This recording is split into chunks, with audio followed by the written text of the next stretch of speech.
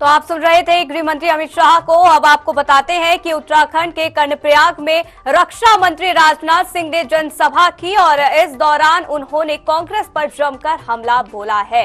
तो आपको अहम जानकारी हम दे रहे हैं। कर्णप्रयाग में रक्षा मंत्री राजनाथ सिंह की अहम जनसभा हुई, जिसमें उन्होंने कांग्रेस पार्टी पर जमकर हमला बोला और कांग्रेस की पार्टी में और उनके कार्यकाल में क्या कुछ गड़बड़ी पाई गई, इसके बारे में राजनाथ सिंह ने बताया। तो आपको अहम जानकारी हम दे रहे हैं, जहां राजनाथ सिंह ने जनसभा की और इस दौरान क्या कुछ उन्होंने कहा वो बताते हैं। आप तो सज्जन आदमी हैं, एकदम भले आदमी हैं। श्री नवीन कौहनी है, नवीन ताकुली, श्री गैड़ा सिंह रावत,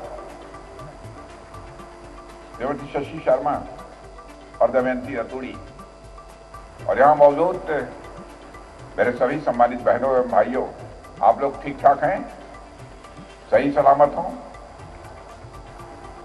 ठीक हैं?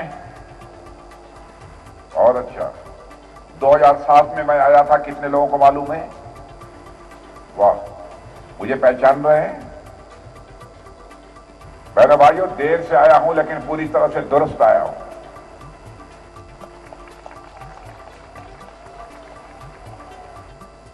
और हमारे अनिल नौटियाल जी जब चुनाव लड़ रहे थे उस समय मैं आया था।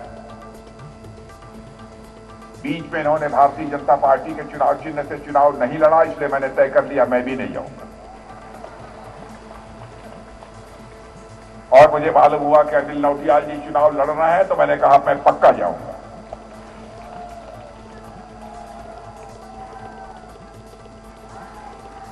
और बहनों भाइयों, 2007 में आया था, अनिल नौटियाल जी जीते थे और फिर से 2022 में आया हूं।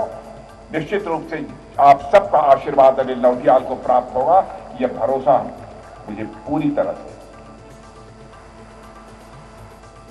और अनिल नौटियाल कितने सीधे, सरल, ईमानदार। सबसे बड़ी पूंजी किसी राजनेता की होती है, वह ईमानदारी की होती है। बहनों भाइयों, कोई अनिल नौटियाल के बारे में यह तो कह सकता है कि अनिल जी ने यह काम किया, यह कर दिया होता तो ज्यादा अच्छा था, यह नहीं किया। लेकिन कोई मां का लाल उंगली उठाकर नहीं कह सकता कि अनिल नौटियाल के दामन पर कोई भ्रष्टाचार की दाग लगी हुई हो। बहनों भाइयों, जरूरत पड़ने पर हमने एयर स्ट्राइक भी की।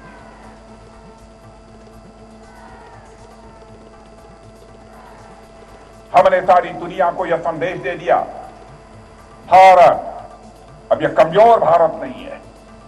भारत की तरफ यदि कोई आंख उठाकर देखने की जरूरत करेगा तो भारत के अंदर वह ताकत है कि भारत इस पार भी मार सकता है और जरूरत पड़ी तो उस पार भी जाकर भारत मार सकता है।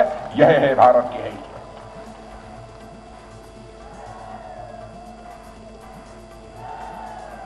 भारत निरंतर तेजी के साथ मेरे बहनों भाइयों आगे बढ़ रहा है।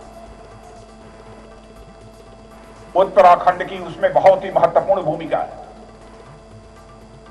क्योंकि उत्तराखंड वीर माताओं ने ऐसे ऐसे औलाद पैदा किए हैं जो कि आज भारत देश की सुरक्षा कर रहे हैं बहनों भाइयों, और सुरक्षा करते करते वह शहीद भी हो जाते हैं।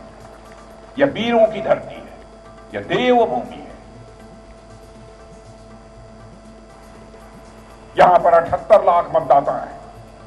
78 लाख मतदाता इस बार नए उत्तराखंड के भविष्य को निर्धारित करेंगे, और भविष्य ही नहीं निर्धारित करेंगे, मैं तो कहना चाहता हूं आपको ही 78 लाख मतदाताओं को इस उत्तराखंड का भाग्य लिखना है मेरे बहनों भाई।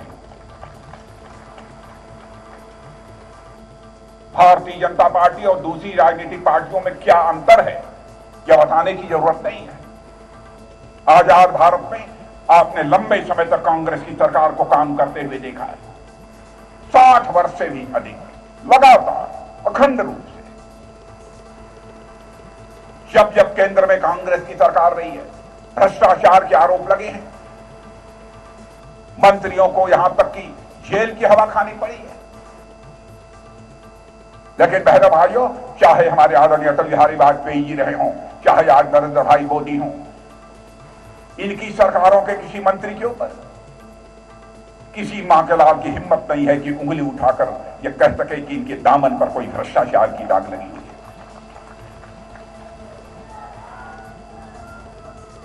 भ्रष्टाचार पर भी काबू पाने के लिए हमने व्यवस्था में परिवर्तन किया है। हम जानते हैं कि भ्रष्टाचार पर कैसे काबू पाया जा सकता है। भ्रष्टाचार हम रोकेंगे रोकेंगे रोकेंगे, यह कहने से भ्रष्टाचार समाप्त नहीं होगा। भ्रष्टाचार को यदि रोकना है, कम करना है, तो इसके लिए सिस्टम में बदलाव लाना पड़ेगा, इसमें व्यवस्था में बदलाव लानी पड़ेगी। तो यह करके दिखाया है। मैं आपको याद दिलाना चाहता हूं, राजीव गांधी जी जब भारत के एक बार प्रधानमंत्री थे, तो राजीव गांधी जी ने एक बार अपनी लाचारी व्यक्त करते हुए कहा था, क्या करें, मैं 100 पैसा ऊपर से नीचे भेजता हूं, लेकिन 85 पैसा भ्रष्टाचार की भेंट चढ़ जाता है और 15 पैसा ही लोगों की जेब तक पहुंचता है। प्रधानमंत्री होकर उन्होंने लाचारी व्यक्त की। बहनों भाइयों, मैं सम्मान करता हूं राजीव गांधी जी का, हर प्रधानमंत्री का मैं सम्मान करता हूं, क्योंकि मेरा मानना है प्रधानमंत्री ये व्यक्ति नहीं होता है, संस्था होता है। स्वस्थ लोकतांत्रिक व्यवस्थाओं में संस्थाओं का आदर किया जाना चाहिए, तभी लोकतंत्र की सेहत ठीक रह पाती है। लेकिन उन्होंने लाचारी व्यक्त की। हम रोक नहीं पा रहे हैं भ्रष्टाचार, लेकिन आप सबके आशीर्वाद से 2014 में एक भारत माता का सपूत जो 56 इंच के सीने वाला है, जब वो भारत का प्रधानमंत्री बन गया, बहनों भाइयों, चुटकी बजा पर काफी हद तक भ्रष्टाचार पर काबू पाने में कामयाबी हासिल की है। अब जैसे प्रधानमंत्री जनधन योजना के अंतर्गत यदि 100 रुपया दिल्ली से चलता है तो 100 का 100 रुपया आपकी जेब में पहुंचता है। बहनों भाइयों, एक पैसा भी इधर उधर नहीं होने पाता है। और भ्रष्टाचार को रोकने के लिए सिस्टम में कैसे बदलाव लाना। पहले प्रधानमंत्री जनधन खाता खोला। लोग कहते हैं कि खाता खुल जाने से क्या होगा, खाता खुल जाने। केंद्रीय मंत्री राजनाथ सिंह को आप सुन रहे थे। कर्णप्रयाग में बड़ी हुंकार भरी और कांग्रेस पर भी